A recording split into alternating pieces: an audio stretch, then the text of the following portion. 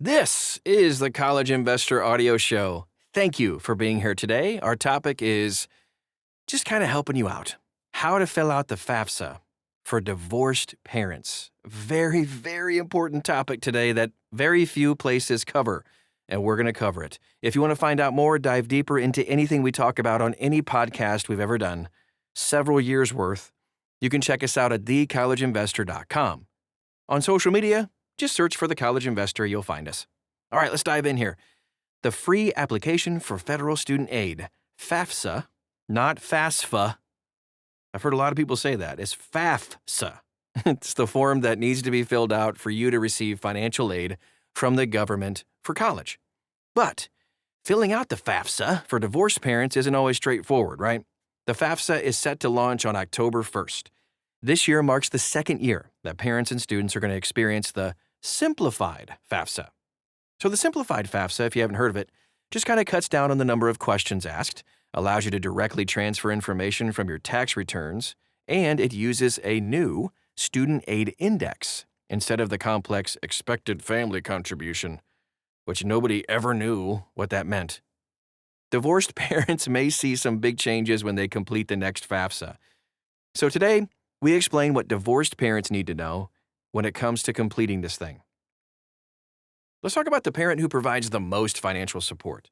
They're the ones that complete the FAFSA. If your parents are divorced, legally separated, anything like that, only one parent needs to complete it. Your parents are considered divorced or separated as long as they are separated the day that you file the FAFSA. The FAFSA isn't family court though, okay? If your legal parents do still live together, regardless of their status, they will both need to provide financial information to complete the FAFSA. If this describes your parents, you should select unmarried and both legal parents living together when describing your parents' marital status. Assuming your parents are divorced or legally separated according to the FAFSA, only one parent has to provide the information to complete it. The FAFSA definition of the custodial parent is the parent that provides the most financial support for the student. Previously, the custodial parent was the parent that a student lived with most during the prior year. This change means that a whole lot of students are going to need a different parent to complete the FAFSA. However, generally, the custodial parent is still likely to provide the most support financially, right? Especially taking into consideration all the household expenses and such that are provided for the child. If the parent completing the FAFSA is legally remarried, then they must also include their spouse's financial information when completing the FAFSA. This is true even when your parent and their spouse were not remarried during the tax year 2 years prior, which is the year for determining financial aid eligibility, by the way. So depending on parental circumstances, this could lead to less need-based aid for certain students, including a lower Pell Grant amount. However, you can still apply for grants and scholarships and other forms of aid to cover any losses you have. And we do recommend applying for grants and scholarships and all that stuff. You can find a list of them and dive deeper into all of that at thecollegeinvestor.com right inside this article. Let's take a look at some FAQs, shall we? If my parents are divorced, do both my legal parents need to provide information? Not really. In general, the parent that provided the most of your financial support is the one that needs to complete everything. But what if my parents were married in the prior tax year, but they're now divorced? Applicants or FAFSA contributors might need to manually enter information about their income if changes to a personal situation mean that the tax information no longer reflects their current situation financially. So this includes cases where marital status has changed from the filing tax status 2 years prior.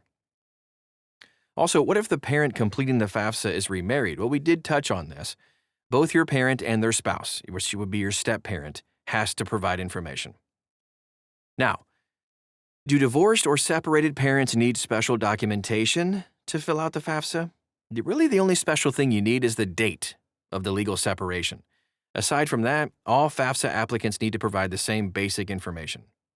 Social Security card, driver's license number, alien registration number, federal tax information, tax returns, etc. You want to dive deeper? thecollegeinvestor.com. The last question we'll ask today, how does the FAFSA treat household size for divorced parents? Okay.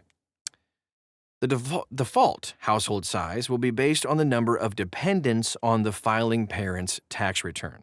However, applicants may update their family size if it changes after filing the return. It's important to note that family size is subject to verification, and applicants that self-report higher family sizes just have to expect a bit more scrutiny under this number. While the new FAFSA no longer considers the number of family members in college as part of the formula for determining need, the total size of a household influences the overall need calculation. There may be some situations where the family size present on the tax return over or underrepresents a person's actual family size. That is our show for today. I hope it was helpful. Again, dive deeper on all of this stuff at thecollegeinvestor.com. Thanks again for stopping by today, and we'll talk to you again real soon.